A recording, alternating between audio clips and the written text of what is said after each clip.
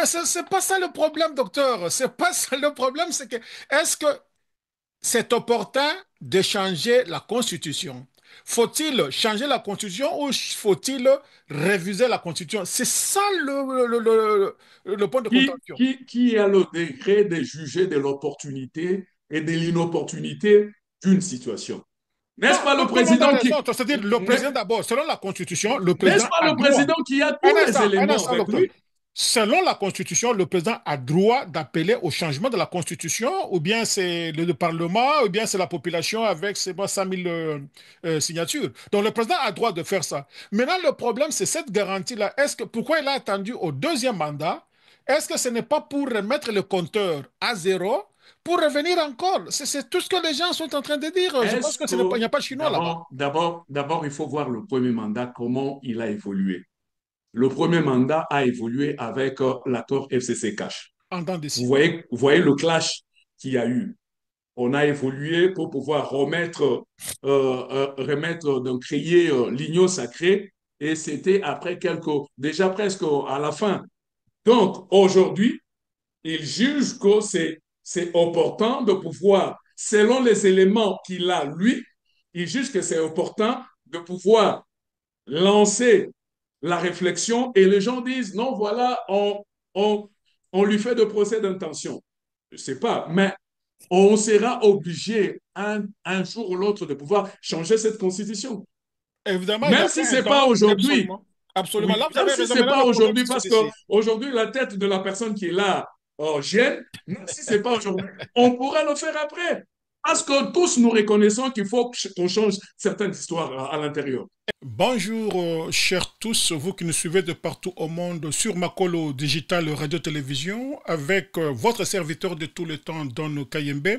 Don Kayembe, qui émet sur Makolo Digital depuis New York City, dans son émission intitulée Analyse et décryptage de l'actualité africaine, congolaise et de sa diaspora. Aujourd'hui, nous allons vous entretenir dans un thème principal intitulé la révision ou le changement de la constitution en République démocratique du Congo. Et comme sous-thème, nous parlerons de l'Ouganda, ce voisin gênant.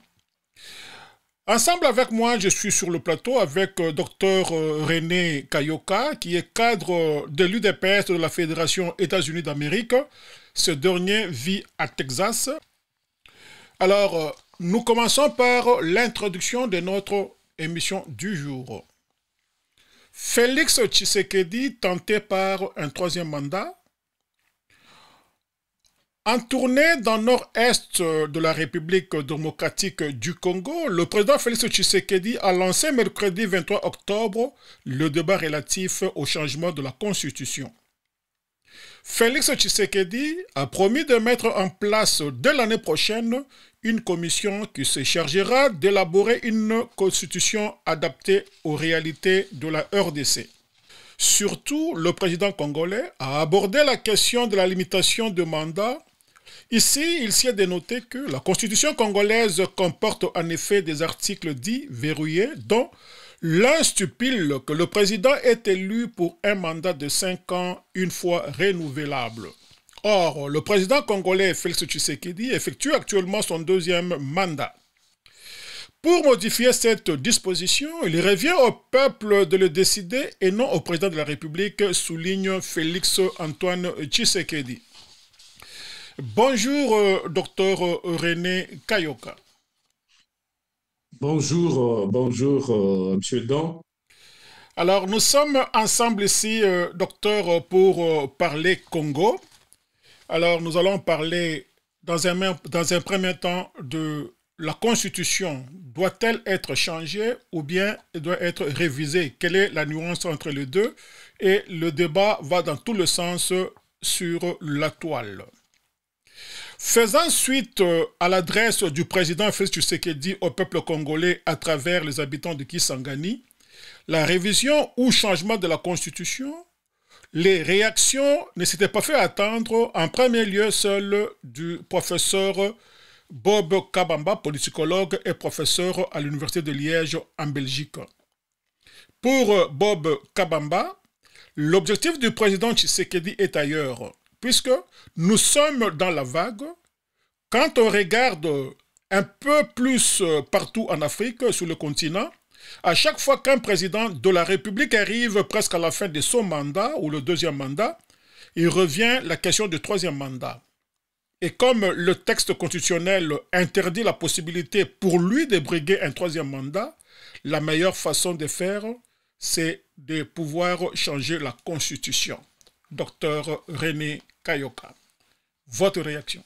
Merci beaucoup pour votre invitation. Merci aussi pour la question.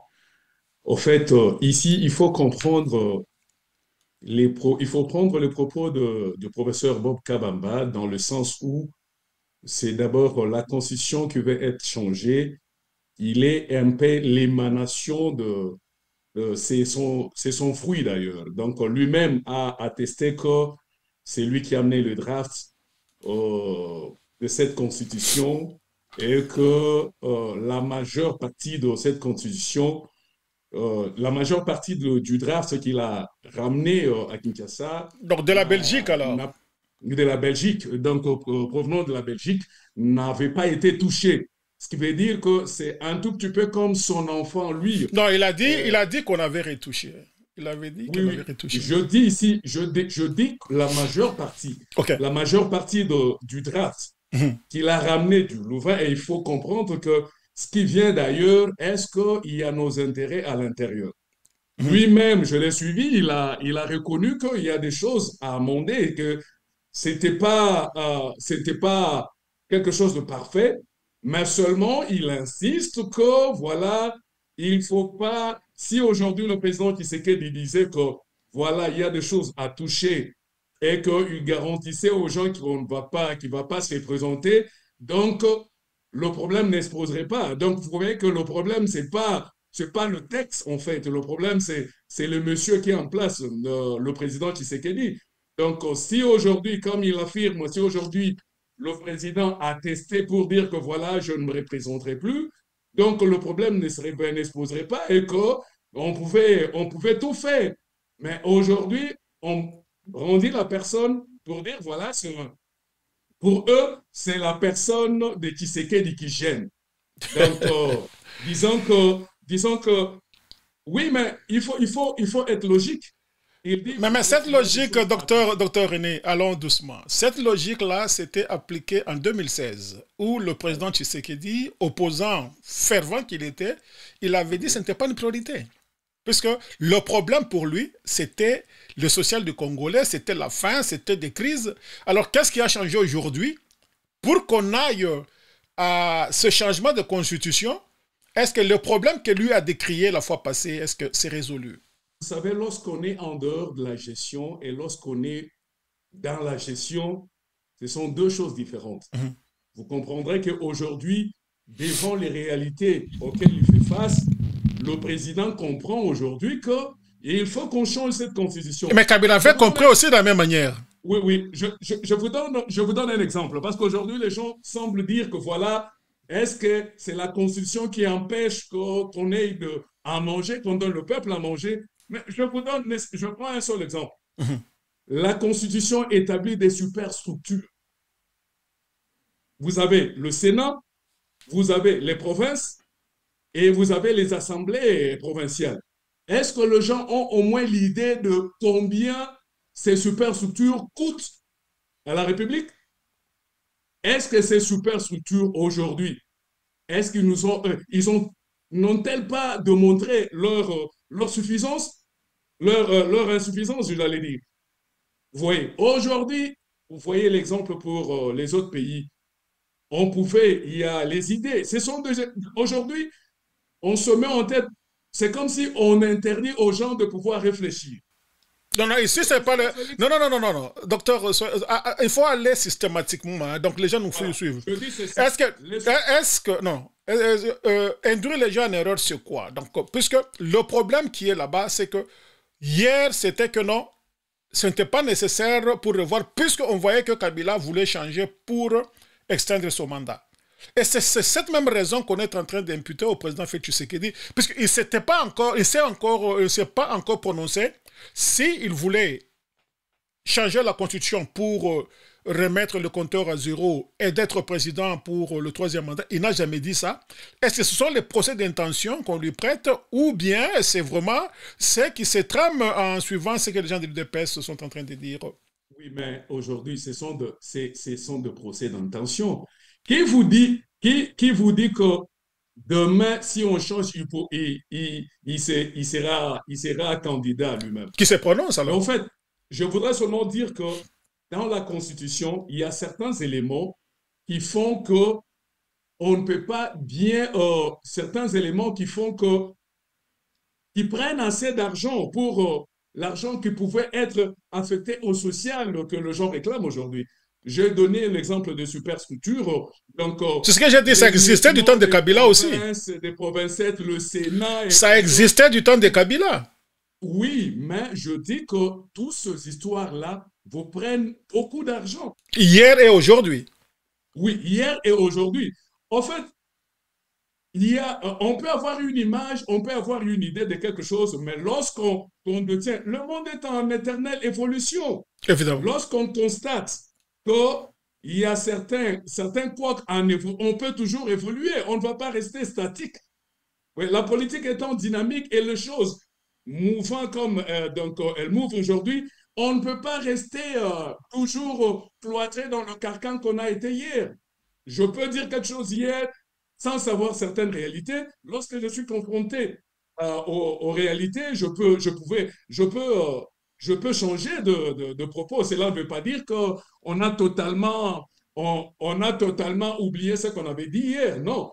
C'est vrai que les choses changent et que maintenant, d'abord, je vais donner l'exemple. Peut-être en étant en opposition, le président Tshisekedi pouvait déclarer tout ce qu'il avait déclaré. Mais aujourd'hui, en ayant le fer au feu, ils sentent réellement qu'il y a certaines réalités qui doivent être ajustées. C'est tout simplement ça. Alors, qu'est-ce qui a changé alors? Bon, au fait, ce qui a changé, c'est que je donne l'exemple de certaines choses qui ont changé. En étant réellement au pouvoir, il a vu qu'il faut qu'on change certaines choses pour pouvoir booster. Vous voyez le temps qu'il a mis pour pouvoir mettre le gouvernement en place? Mais Kabamba dit ça, ce n'est pas une raison. Donc la Constitution n'interdit pas ça. Ça, c'est une gestion individuelle, puisque selon lui, il a donné l'exemple, et vous l'avez suivi, et j'ai cru qu'il avait raison. Il dit, vous avez la majorité écrasante au Parlement. Quelle était la nécessité de nommer un formateur, puisque la majorité est déjà dégagée? Je pose maintenant une question. C'est vrai que vous n'êtes pas le professeur Kabamba. Est-ce que l'union sacrée est quelque chose d'officiel? Bon, le président, il a déclaré, il a confédéré, il a fédéré les gens autour de lui au nom de l'Union sacrée. C'est fait, si ce n'est pas officiel, attendez, s'il n'y a pas un document juridique, ça existe puisqu'on sait que l'Union sacrée a 470 députés au Parlement. Et Et ils se réunissent. comment on pouvait le savoir si on n'a pas contacté ces députés et eux-mêmes affirmé que je suis de l'Union sacrée? Non, docteur, est-ce que l'Union sacrée a 470 députés, oui ou non? Oui. Est-ce que le secrétaire général Augustin Kabouya a constaté, avant même qu'il ne soit nommé formateur, est-ce que ce n'est pas lui qui gérait les ambitions et les gens là qui devraient être députés? Donc, c'est-à-dire qu'il connaissait déjà les nombres, il connaissait qui était derrière le président. Alors, quelle était cette nécessité de créer un formateur? Un informateur, je voulais dire. Et si le président, est-ce qu'on doit gérer le pays en suivant des histoires, je pourrais dire, qui sont privées? Parce que l'union sacrée, c'est privé. Les députés ne sont pas allés aux élections avec dans le cadre de l'union sacrée. Non. Je pense, oui. Chaque regroupement officiellement a déposé. Vous avez les AAAC, vous avez les UDPS, vous avez tout cela sont allés effectivement. d'une manière officieuse, nous savons que ce sont les gens qui soutiennent le chef de l'État, mais officiellement, il faut aussi respecter la Constitution. Mais la Si Constitution on ne dit pas décidait, ça. si le président s'est décidé après qu'il soit proclamé vainqueur, il dit, je nomme tel Premier ministre. Les gens ne crieraient pas, ah, comment il a nommé le Premier ministre alors que la Constitution dit, le Premier ministre vient de la majorité au sein du Parlement. Mais c'est ça la majorité qui était déjà dégagée après les élections. On savait quel groupe ou quelle famille politique était. Ok, on avance, docteur, on a beaucoup de la matière. Ok, encore une fois, une réaction cette fois-ci de l'intérieur, qui n'est pas vraiment de moindre, cette fois-là de l'opposition, bien entendu, celle de FCC PPRD, allié du président Tshisekedi dans la coalition FCC Cash, par la bouche de Fernand Kambere, secrétaire permanent adjoint de PPRD, le parti de l'ancien président Joseph Kabila, que ce dernier a réagi en disant, vous me donnez une occasion, je vais vous faire écouter ce qu'il a dit et vous allez réagir. Là, il est en train de taper à côté et il veut comme ça se taper un troisième mandat. Personne ne va l'autoriser, surtout que lorsqu'il dit qu'on va rédiger une nouvelle constitution parce qu'il faut l'adapter à de nouvelles réalités et il invente des mensonges que c'est une constitution étrangère, c'est archi faux. Cette constitution a été, c'est vrai, proposée par le Sénat et c'est allé au référendum. Et là, c'est tout le monde. D'abord, le Sénat, c'est des Sénats congolais, c'est pas comme la loi de 1960 qui a été votée par la loi fondamentale de 1960 qui a été votée par le Parlement belge. Ici, c'est une constitution qui a été proposée par le Parlement congolais, composé de Congolais, et qui l'avait examinée de fond en comble. Où est la différence? Parce qu'à l'époque... Votre réaction? Oui, il pouvait qu'argumenter dans ce sens parce qu'aujourd'hui, vous savez, n'ayant pas quelque chose, un sujet sur lequel ils peuvent rebondir, aujourd'hui, même ceux qui étaient déjà sous les tapis sont sortis pour dire quelque chose. J'aimerais dire que il dit que la Constitution, quelles sont les nouvelles réalités qui obligent à ce qu'on change la Constitution et que le fait de dire que c'est une Constitution venant de l'étranger, c'est un mensonge, tout ça. Mais lorsque vous voyez le cheminement de la naissance de cette Constitution, tout est parti du Sun City en 2003. Nous savons quel a été l'activisme de l'ancien ministre des Affaires étrangères, Louis Michel. Nous savions aussi que les gens ont été convoqués, les Congolais, les politiques congolais ont été convoqués une semaine avant d'aller à Sun City en Belgique. Nous savons que la communauté internationale, avec ce qu'on appelait à cette époque le Comité international des suivis de la transition piloté par l'Américain Swing, nous savons que tous ce gens-là avaient boutiqué des choses. Vous comprenez que la Constitution, nous avions des constitutionnalistes, nous avions beaucoup de gens intelligents. Pourquoi on a fait recours aux gens de la Belgique? Parce que la communauté internationale, avec Louis Michel en tête, avait déjà concocté quelque chose qui, dans cette constitution, a beaucoup de choses. Pourquoi aujourd'hui, si cette constitution était bonne, pourquoi Sesang apporte 34 amendements à cette constitution? Non, docteur, je pense que à ce niveau, ça c'est ce que moi j'ai suivi sur la toile, hein. Il n'y a personne qui dit que la constitution est bonne à part le professeur Mbata. Tout le monde dit qu'il y a des insuffisances, tout le monde dit qu'il y a des histoires à retoucher. Bon, maintenant, pour qu'on évolue, êtes-vous pour le changement de la Constitution ou pour l'amendement de la Constitution? C'est là où le président Félix Tshisekedi ne s'est pas encore prononcé, mais en lisant entre les lignes, ce qu'il veut, c'est le changement de fond en comble, c'est-à-dire faire une nouvelle Constitution. Quel est votre point de vue à ce sujet? Moi, j'ai toujours prôné qu'il fallait faire une nouvelle Constitution.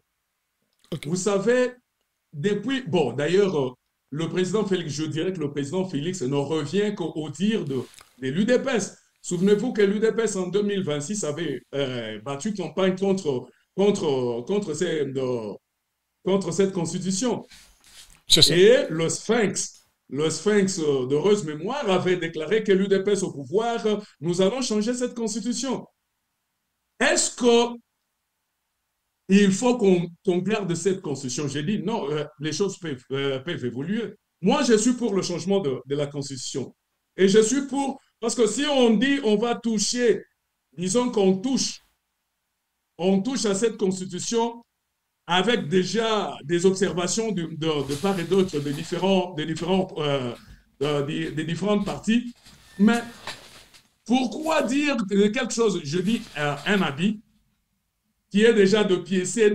Pourquoi ne pas recoudre un autre habit que de racoler les morceaux pour dire non, nous allons changer avec l'espoir que le monsieur qui est en place pourrait s'éterniser au pouvoir? Non. Pour moi, je suis d'avis qu'il faut faire une nouvelle constitution adaptée à nos réalités. Et d'ailleurs, nos réalités, soyons francs, nous sommes de Bantous. Un chef chez nous, moi contrairement à ce que les autres peuvent penser, j'ai toujours été partisan d'un régime présidentiel. Parce qu'un régime présidentiel, c'est si colle avec nos us et coutumes. Vous allez dans nos villages, vous trouverez qu'il y a un chef. Et on ne peut pas avoir un chef qui n'a pas assez de rôle à jouer. Ce ne serait pas un chef. Mais ça, c'est la République, ce n'est pas un système coutumier. Je dis, vous savez, les lois, on conçoit les lois en fonction du vécu. Absolument. Si vous allez dans toutes les provinces de notre pays, vous verrez que chacun a son chef à lui. Ça, c'est coutumier. Ce chef-là, oui. Et maintenant, alors, la République n'a pas besoin de ça.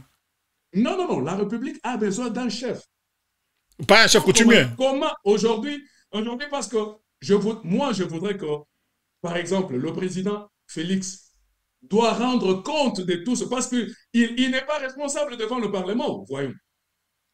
Aujourd'hui, il pourrait se cacher derrière cette l'astuce que ce n'est pas moi qui dirige, parce que c'est lui qui a le pouvoir de diriger le gouvernement. C'est quoi? C'est la première ministre. Il pourrait se cacher et dire non, c'est le gouvernement qui a fauté, c'est pas moi. Je voudrais, moi, qu'on rende le président effectivement responsable de toute la gestion de la République. Bon, maintenant, alors, qu'est-ce que vous dites quand... parce que si vous avez suivi les deux intervenants, tous, ils ne sont pas contre la révision, mais ils vous disent le timing. Pourquoi seulement maintenant, au deuxième mandat? Est-ce que ce n'est pas une manière de préparer le terrain pour un troisième mandat? C'est ça le plus grand problème jusqu'à jusque-là. C'est vrai, mais qui dit que le chef de l'État va être candidat à sa propre succession? Bah, ce sont les garanties que les gens cherchent. Bon, voilà. Mais entendre parler maintenant les membres de l'UDPS, en particulier le secrétaire général Kabouya, on sent que c'est ça qui se trame. Mais le problème aussi, vous savez, soyons pragmatiques. La politique, c'est aussi un rapport de force. Absolument. Si l'UDPS a pu faire ce qu'il a fait dans le temps, c'est parce qu'il a exercé une certaine force. Aujourd'hui, s'il y a les gens d'en face, ils n'ont qu'à pouvoir démontrer, opposer leurs forces. Et si on sent la résistance, le président Félix va reculer. La politique, le pragmatique, on veut changer parce qu'on a constaté qu'il y a des failles. Les autres ne veulent pas. On dit d'abord qu'on va convoquer une commission élargie. Qui vous dit que tous ces gens-là ne seront pas là? C'est pas ça le problème, docteur. C'est pas ça le problème. C'est que, est-ce que c'est opportun de changer la Constitution? Faut-il changer la Constitution ou faut-il réviser la Constitution? C'est ça le point de contention. Qui a le degré de juger de l'opportunité et de l'inopportunité d'une situation? Non, tout le monde a raison. C'est-à-dire, le président d'abord, selon la Constitution, le président a droit... Un instant, docteur. Selon la Constitution, le président a droit d'appeler au changement de la Constitution, ou bien c'est le Parlement, ou bien c'est la population avec 100 000 signatures. Donc le président a droit de faire ça. Maintenant, le problème, c'est cette garantie-là. Pourquoi il a attendu au deuxième mandat? Est-ce que ce n'est pas pour remettre le compteur à zéro pour revenir encore. C'est tout ce que les gens sont en train de dire. Je pense qu'il n'y a pas de chinois là-bas. D'abord, il faut voir le premier mandat, comment il a évolué. Le premier mandat a évolué avec l'accord FCC Cash. En dents d'ici. Vous voyez le clash qu'il y a eu. On a évolué pour pouvoir de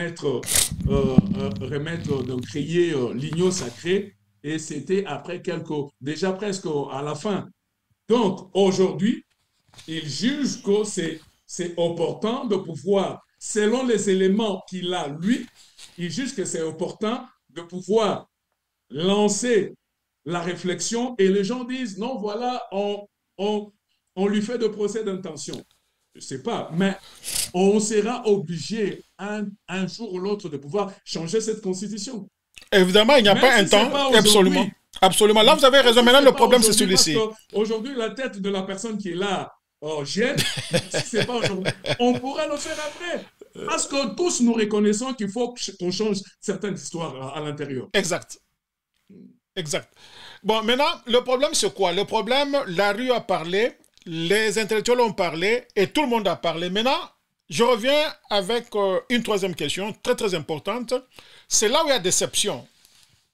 Dès lors, le débat a été ouvert allant dans tous les sens dans différents médias congolais. Ce qui est apparu le plus ridicule, ce sont les sorties de pleine incohérence de l'élite congolaise, c'est-à-dire les grands professeurs d'université, qui individuellement, personne d'entre eux n'a ajouté de la substance au débat. Tous les constitutionnalistes qui sont passés, c'était du tralala. Si pas moi je suis, c'est moi qui avais. Donc tout. Tantôt, la constitution peut être retouchée, tantôt, elle ne doit pas, tantôt elle peut être changée, tantôt elle ne doit pas. Ça sont les professeurs d'université et les constitutionnalistes. Maintenant, au finish, qu'est-ce que vous pensez? Est-ce que ce débat, faut-il laisser au président Félix Tshisekedi de s'exprimer sincèrement qu'est-ce qu'il veut changer, qu'est-ce qu'il veut avoir, pour qu'en tout cas, qu'on puisse avoir un peu une clarté dans ce qu'on est en train de travailler. L'article 217 exactement. Là, on parle... la République peut, on ne dit pas doit, peut. Mais alors, quel est le problème dans toutes ces histoires, docteur René? D'abord, si je reviens à cette constitution, l'article 5 de cette constitution donne la souveraineté nationale au peuple. Exact. Ça veut dire, quand quelqu'un est détenteur de cette souveraineté, il peut décider de quoi faire de cette souveraineté-là. Partant de cet article, ça c'est long, je suis médecin, je ne suis pas spécialiste en matière. Oui, partant de cet article, je crois que le souverain peut se décider de pouvoir changer ou pas. D'où la raison du référendum. Maintenant, lorsque l'on part dans ces articles, papa, ce sont des pièges qui ont été tendus à la République. Voilà le... Je commence par l'article 215. Oui. L'article 215 de la Constitution dit ceci.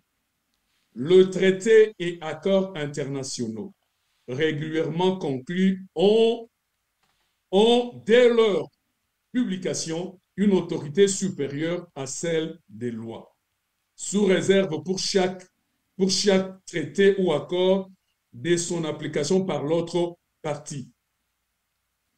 Est-ce que, je me dis aujourd'hui, est-ce que ce que nous sommes en train de vivre aujourd'hui, ce ne sont pas les traités signés par les anciens dirigeants qui nous mettent dans ces...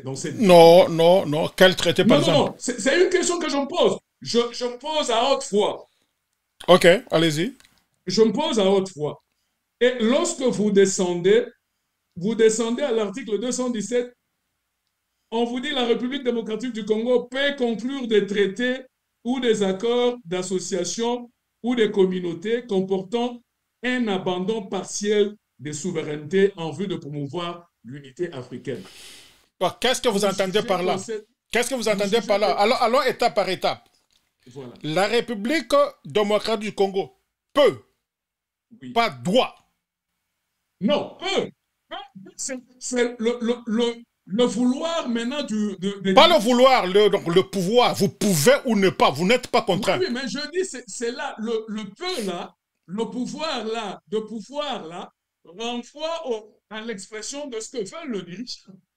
Si évidemment, vous les votez pour qu'ils décident à votre place. Ça, c'est évident. Non, mais oui, disons ceci. Donc aujourd'hui, si le président Félix constate que pour qu'on ait la paix, il signe l'accord, voilà, je cède la partie orientale de la République. Donc tout le monde doit accepter. Non, non, non, c'est pas ce que l'article dit.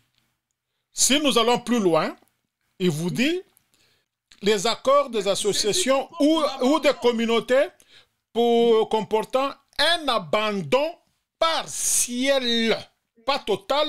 C'est-à-dire c'est notre terre, mais on peut donner ça à un groupe de gens qui travaillent, par exemple, ACR, Forensin, par exemple, ils travaillent là-bas, mais nous sommes propriétaires de nos terres. Vous jugez ça normal? Mais ça se fait partout. Non. Ça se fait partout, docteur. Pour moi, je trouve que non. Parce qu'au fil de temps, quand les gens s'établissent sur ces terres, c'est ainsi qu'il faut se déclarer propriétaire de la terre. On l'est, parce qu'on ne dit pas ici que vous abandonnez vos terres. Vous dites vous pouvez abandonner partiellement, bon, pas totalement. Oui. La souveraineté totale, c'est-à-dire vous n'avez plus un mot à dire là-dessus. Je consens avec vous. Mais aujourd'hui, vous savez le pouvoir d'autodétermination d'une population.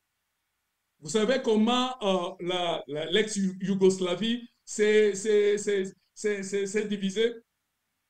C'est parce que les gens, en étant sûrs de terre, ils se sont dit, nous sommes ici chez nous.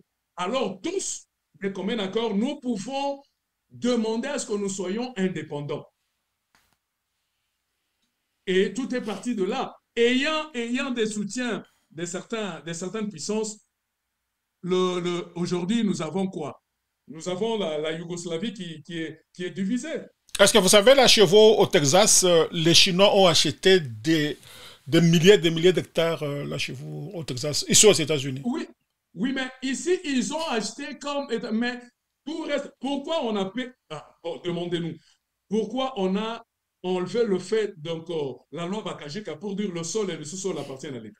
Non, revenons d'abord à la question que je vais vous poser, là. Oui, mais c'est les terres. Lorsqu'on cède, pourquoi on ne dit pas et à l'État, je vous cède aujourd'hui. Pour un temps, je pourrais décider de pouvoir tout le prendre lorsque je voudrais.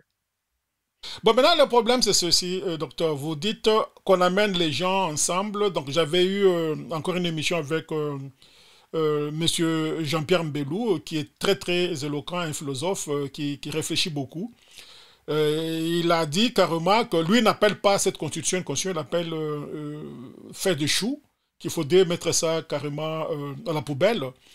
Il dit, bon, il faudrait qu'on amène tout le monde autour de la table. Je vais vous donner un exemple là. Il y avait la conférence nationale souveraine. Au Congo, ça durait 1 année et 6 mois jusqu'à ce qu'il y ait eu des bévues et on les a fait partir en catastrophe.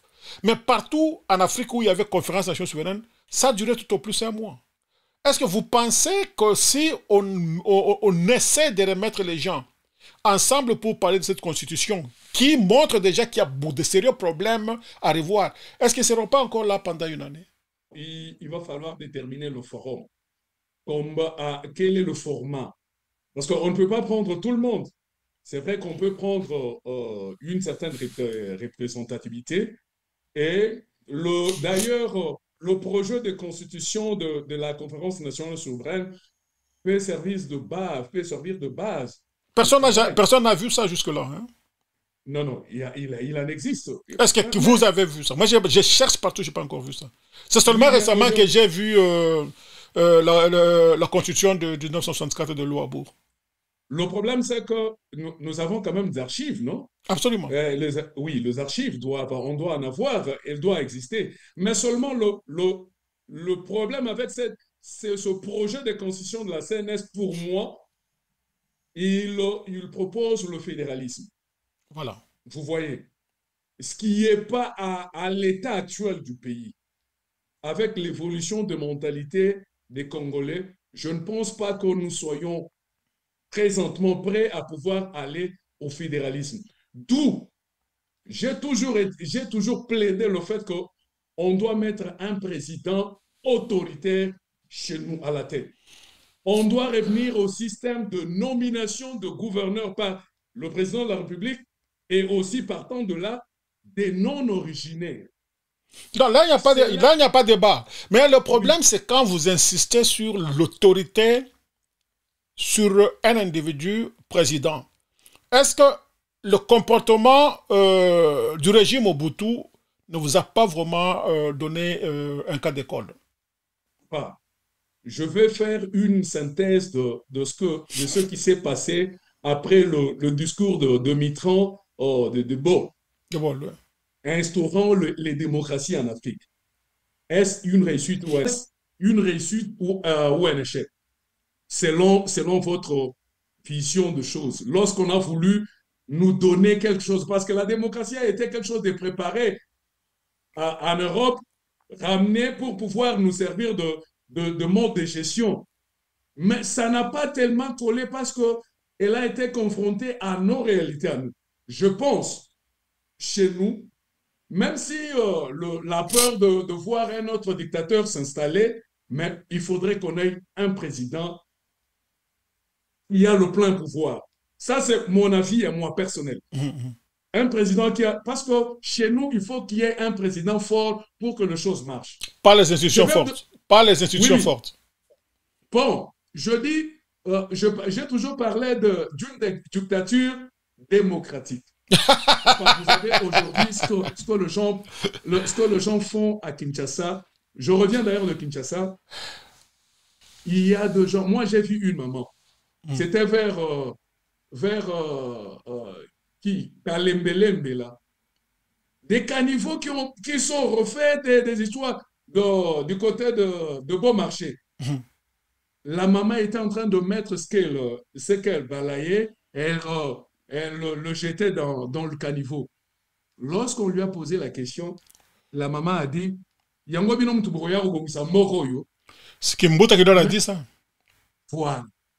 En disant cela, elle ne savait pas qu'elle est un peu ignorante, je ne sais pas, est-ce exprès ou spirituel? Non, docteur, vous êtes médecin, donc je pense que vous avez pris le cours de santé publique, comme moi également.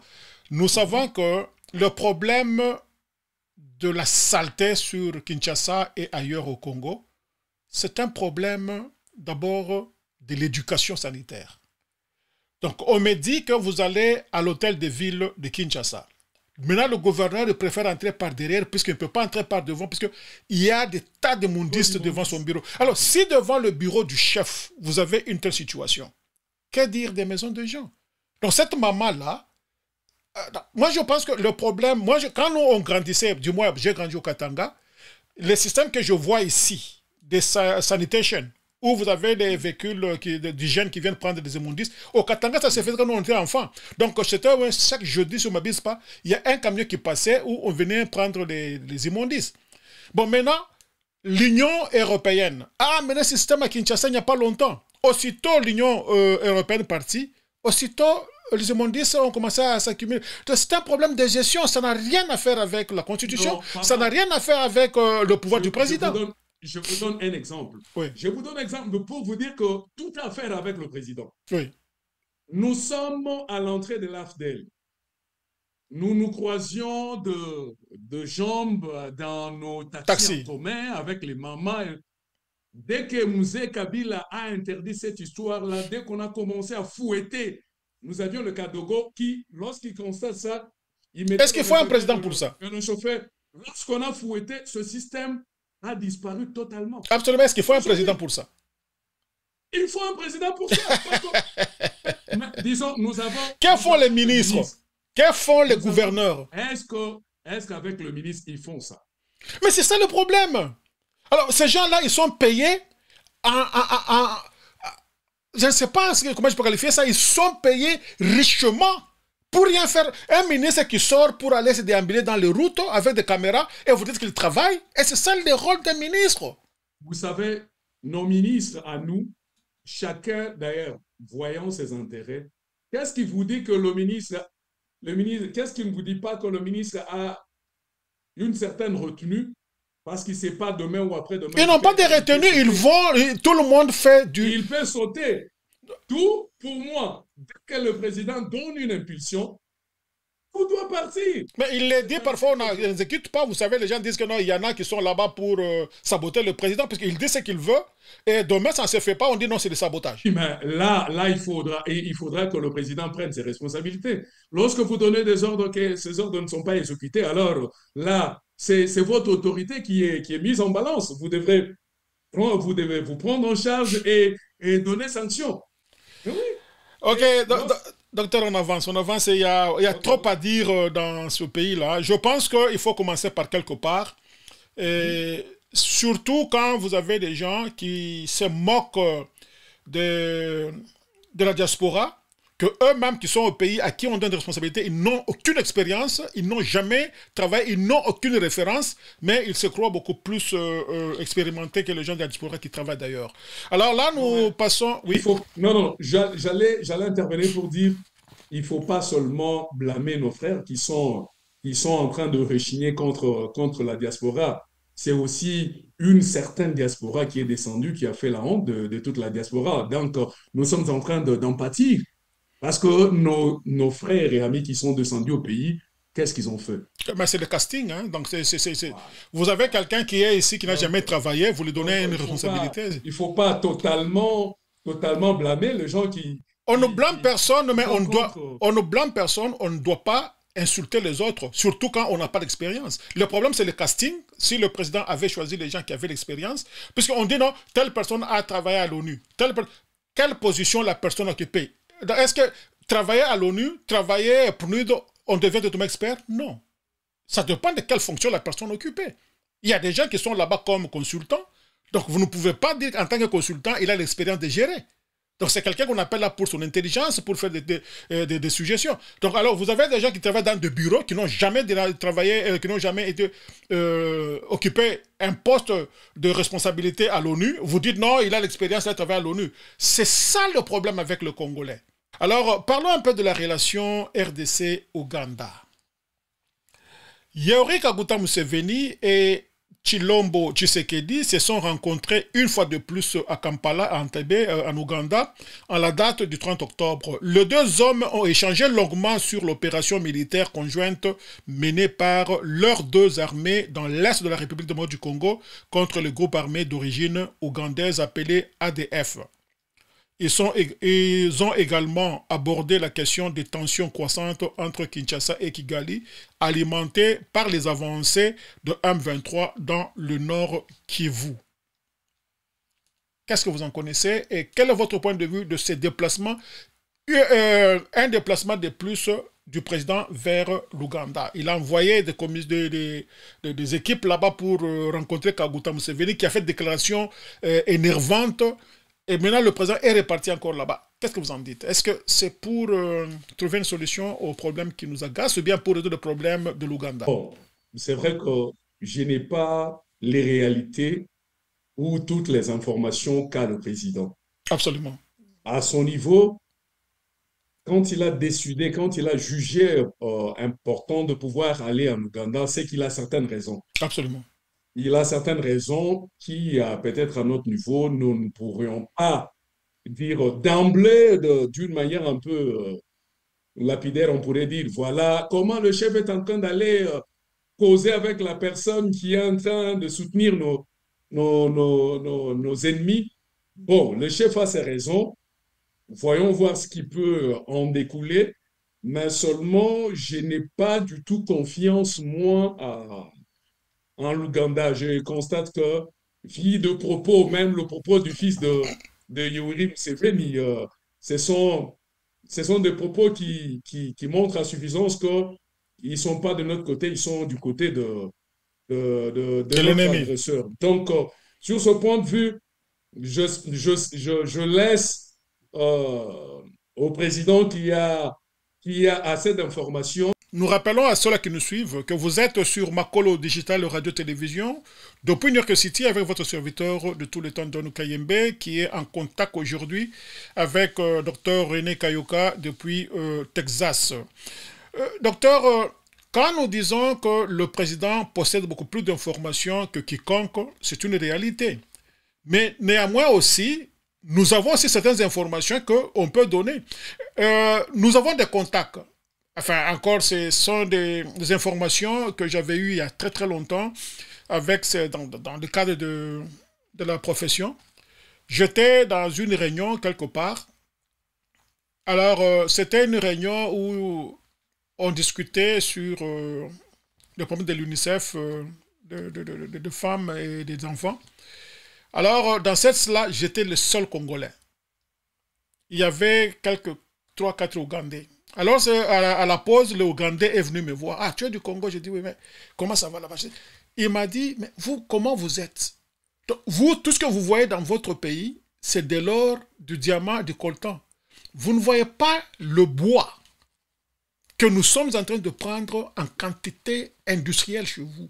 Et aujourd'hui, l'Ouganda est beaucoup plus riche à cause de votre bois. Est-ce que ça vous dit quelque chose, docteur? Oui, bien évidemment. Je sais que ces histoires-là sont entretenues. C'est ce que je vous dis. Vu de mon côté, je ne suis pas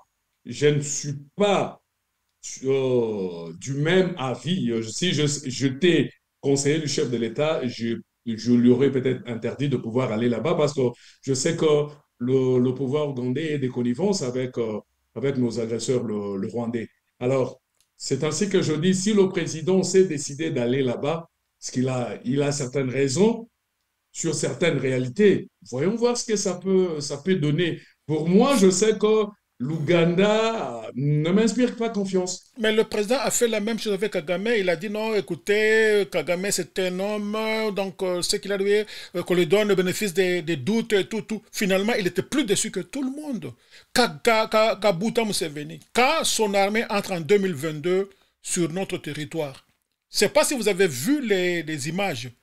Ils ont commencé à arranger des routes pour évacuer nos ressources, nos matières. Donc, ils viennent là-bas pour dire non, nous sommes en train de vous appuyer pour réduire la nocivité des gens ici, des ADF qui tuent et qui pillent.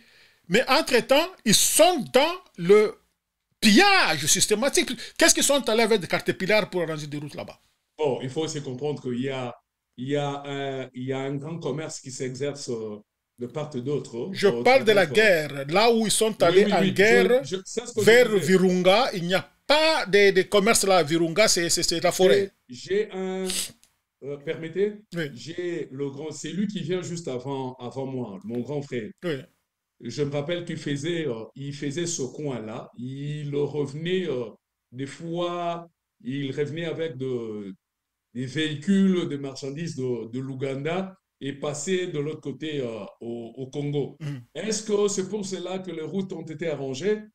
C'est possible. Non, je vous dis, c'est arrangé par les militaires. Ils viennent avec des camions militaires. Non, écoutez, il y a beaucoup d'histoires à dire. Le Congo nous appartient à tous. Nous devons travailler avec le président. Le président, je sais que c'est quelqu'un de grand cœur. Il veut que la guerre s'arrête. Il fait tout ce qu'il peut faire. Mais il touche sur un nouveau bouton. Kaguta Museveni. Il n'y a pas une frontière avec un pays tiers pour entrer à Bunagana que par l'Ouganda. Donc, c'est-à-dire, Kaguta Museveni, il a permis que le M23 nous attaque à partir de son pays. Vous dites que peut-être pour cela, le président, c'est l'une des raisons peut-être que le président est allé voir le... Le président est allé là-bas, il a envoyé des missions. Écoutez, dans une mission qui était conduite par le ministre qui était d'infrastructure, j'ai oublié le nom. Ils sont allés, à la fin, j'étais sidéré de paroles de Museveni. Il dit ceci. Oui. Vous avez un pays, vous êtes attaqué, vous devez défendre votre pays, vous devez défendre votre souveraineté, qu'attendre que les autres le fassent pour vous. Ah oui. Oui, mais il avait raison pour cela. Il a raison, d'où la raison de la formation de la nouvelle armée. Vous savez, il y a certaines réalités, même moi je vous dirais que j'irai tout de suite pour l'option de la guerre, mais l'option de la guerre avec nos ennemis... Je ne parle pas de la guerre, je parle de consulter un monsieur comme ça, qui est un voisin gênant. Quand il vous dit que vous devez vous défendre vous-même, c'est vrai, il a totalement raison. Mais nous, entre vous et moi, nous savons la réalité de notre armée.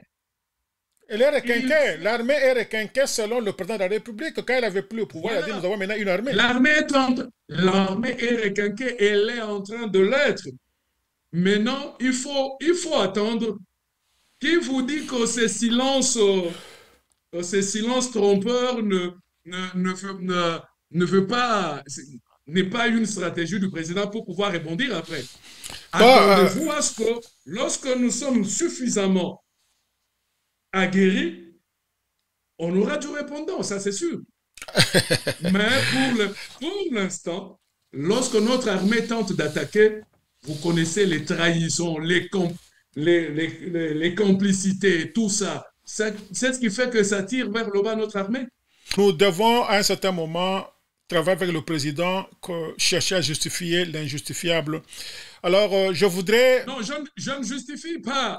Je ne justifie pas, mais seulement je me dis, ce serait peut-être certaines raisons, parce que je n'ai pas avec moi toutes... Non, nous ne sommes pas ici comme des experts, nous sommes ici comme des Congolais qui parlent du Congo et qui donnent des suggestions.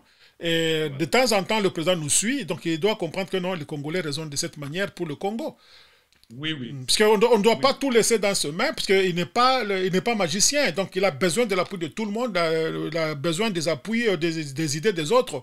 Donc dire que cette phrase-là, non, il est plus informé que tout le monde, d'accord, mais il y a un certain moment, il venait, non, ça je ne savais pas, il le disait, ça je ne savais pas. Les gens qui sont autour de lui, c'est connu qu'ils sont en train, vous l'avez dit aussi, ce sont des flatteurs de la plupart d'entre eux. Ils sont là-bas pour lui donner de mauvais rapports et dire non, ça va, l'histoire marche, et président, ça ne marche pas. Mais c'est nous qui sommes à la base qui devons dire non, non, président, ça ne marche pas. Et il écoute aussi la base. Et il est bon pour ça. Ça, vous avez totalement raison. Est-ce que les choses marchent aujourd'hui? Non. Totalement, non. Il faut se dire la vérité. Les gens sont en train de vous respecter partout. Mais maintenant, c'est ainsi que je dis, il y a certaines réalités, peut-être nous, population, nous qui sommes à la base, nous ne savons pas à quoi est confronté le chef de l'État. C'est pourquoi nous sommes là pour lui parler. Aujourd'hui, nous avons les réseaux sociaux. De temps en temps, il reçoit des messages. Donc, nous devons parler encore. On ne doit pas laisser... Je suis sûr qu'il suit beaucoup. D'ailleurs, c'est un monsieur... Un monsieur évolué. Absolument. Il lit beaucoup. Il suit les réseaux sociaux. Je sais qu'il va suivre ça aussi. Ok, je l'espère bien et je sais qu'il nous suit souvent. Alors, docteur René Kayoka, nous sommes pratiquement à la fin de notre émission. Donc, voilà un peu. Merci beaucoup, monsieur Don, de m'avoir donné cette opportunité. J'espère que nous avons passé de moments... très agréable et espérant vous revoir très prochainement aussi. Très prochainement, on pourra encore revenir. Merci beaucoup. Ok, merci et à la prochaine, docteur René. Merci. Alors, à vous tous qui nous avez suivis du début jusqu'à la fin, grand merci. Et nous sommes toujours à votre service. Nous voici à la fin de notre émission d'aujourd'hui sur Makolo Digital Radio Télévision qui émet depuis New York City avec votre serviteur de tout le temps, Don Kayembe. Nous espérons vous retrouver encore dans notre prochain numéro. En attendant, ciao.